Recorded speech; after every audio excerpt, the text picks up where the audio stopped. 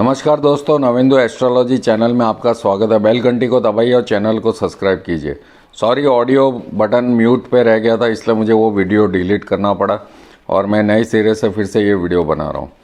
तो बुध राशि का राशि परिवर्तन कैसे रहेगा ये मैं आज आपको बताने जा रहा हूँ। और काफ़ी बुध जो है अलग अलग प्रभाव देगा। 14 अक्टूबर को ये गोचर करेंगे वक्री होके, तुला राशि में जाएंगे और वृश्चिक राशि से तुला राशि में। तो नवग्रह राजकुमार ग्रह अपना राशि परिवर्तन वक्री होके कर रहे हैं और 14 अक्टूबर 2020 को वक्री चाल करते हुए ये वृश्चिक राशि से तुला राशि में गोचर करेंगे, पीछे जाएंगे।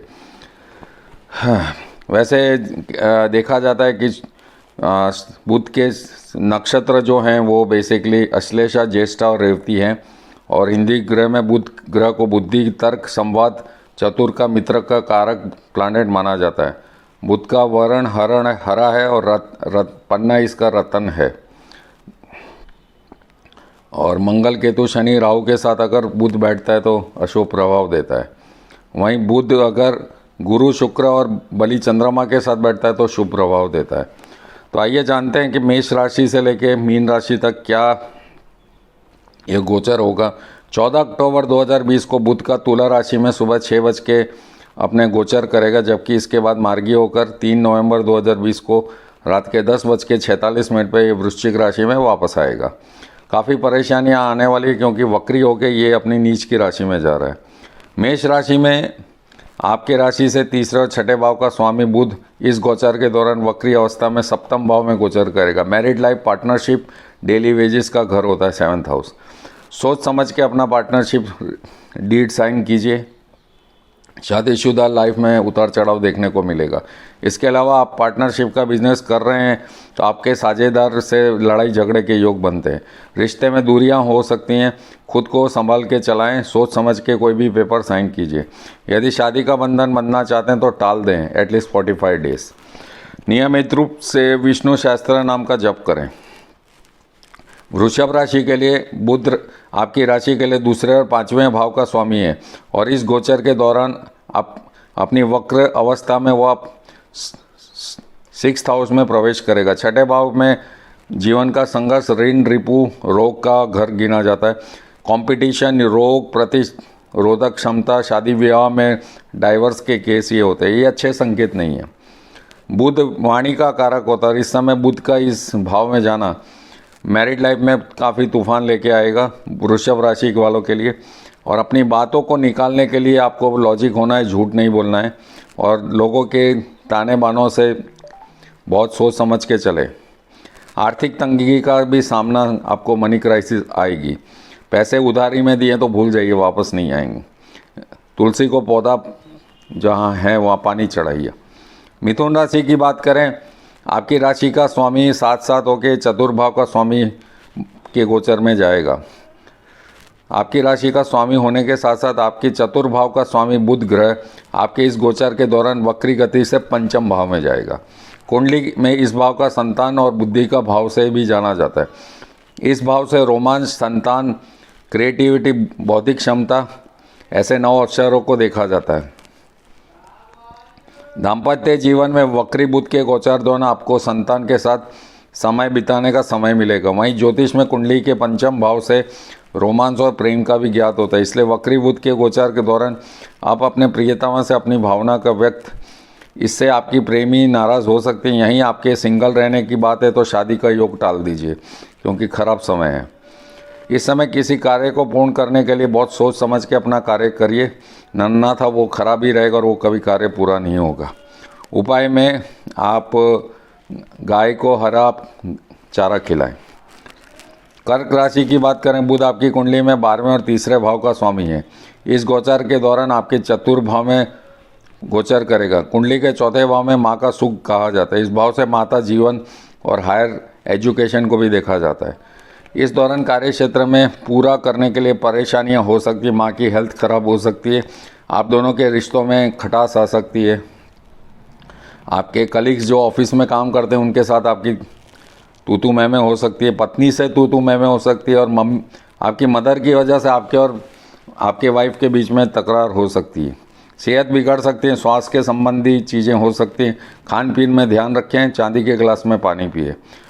सिंह राशि के लिए बात करें तो दूसरे और 11वें भाव का स्वामी बुध आपकी वक्री गोचर में 3rd हाउस से जाएगा। 3रा हाउस पराक्रम, छोटे भाई बहन का गिना जाता है। इच्छा शक्ति, जिज्ञासा, जुनून, ऊर्जा, जोश इस घरों से देखा जाता है।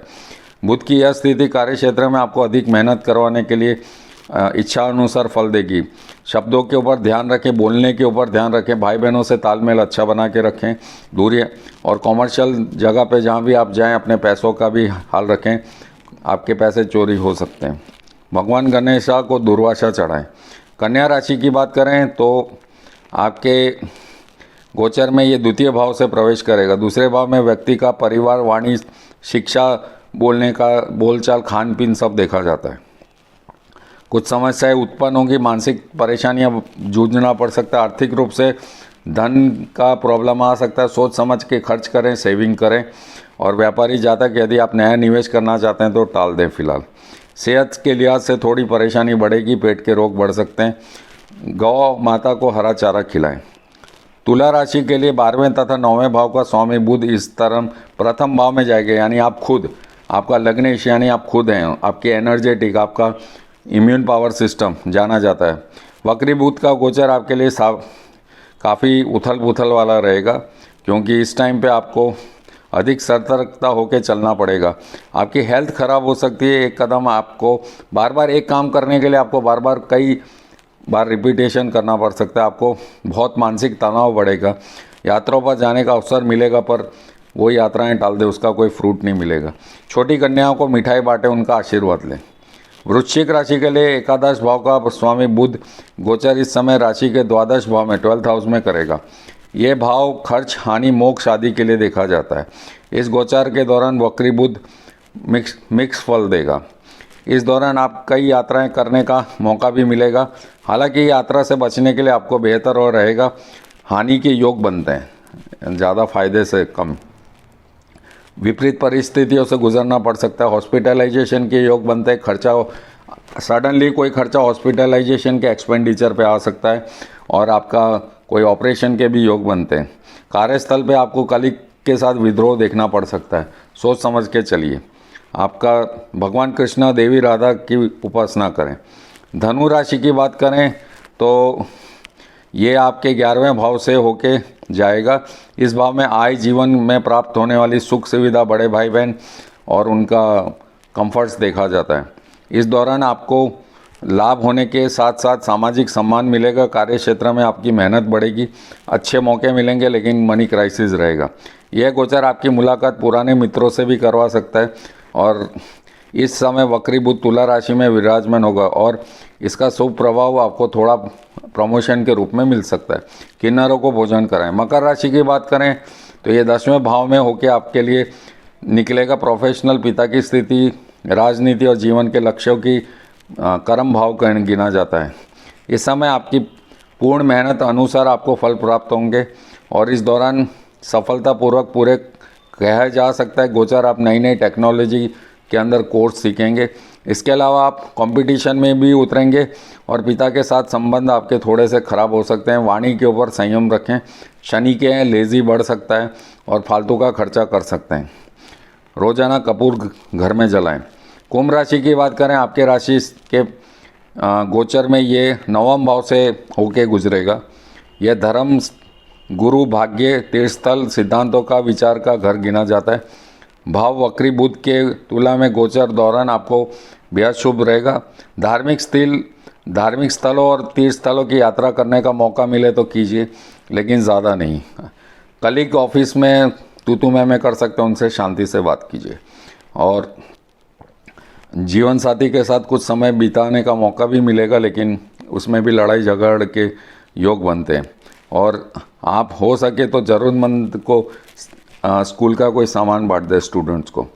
मीन राशि की बात करें, ये आपके अष्टम भाव में प्रवेश करेगा। अष्टम भाव आयु का भाव गिना जाता है, ससुराल का घर गिना जाता है, अचानक से एक्सीडेंट होने के योग वाला घर गिना जाता है, ज्योतिष का घर गिना जाता है, आयु रहस्य का घर गिना जाता है। ऐसे में मीन राशि के जातकों को वक्री अच्छे फल प्राप्त नहीं होंगे, क्योंकि अष्टम भाव हमेशा पीड़ा के ही फल देता है। बुध इस समय आपको पैतृक संपत्ति में कोई कोर्ट केस में खड़ा कर सकता है और जीवन में उतार चढ़ाव लेकर आपके लिए मुश्किल का कारण बन सकता है। यात्रा करने की सोच रहे हैं तो टाल दें फिलहाल। स्वास्थ्य संबंधी हानि, पेट के रोग बढ़ सकते हैं और लेन देन में परहेज रखें। इस दौरान आपके कॉम्पिटिटर और या आपके कलीग्स आपके लिए आपकी इमेज के ऊपर दबाव लगा सकते हैं।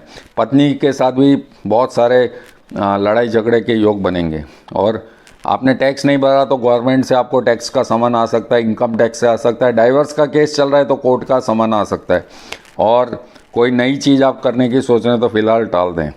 बुध देव का बीज मंत्र ओम बम बुधाय नमः का वो करें। तो ये था बुध का गोचर, और मैं नए साल का जो भविष्य लेके आऊँगा वो बहुत सटीक होगा और 100 साल के पंचांग के ऊपर से राशि नक्षत्र को कंबाइन करके लेके आऊँगा। कोई कमेंट है तो नीचे लिखें। मिलते हैं एक नई वीडियो के साथ। नमस्कार।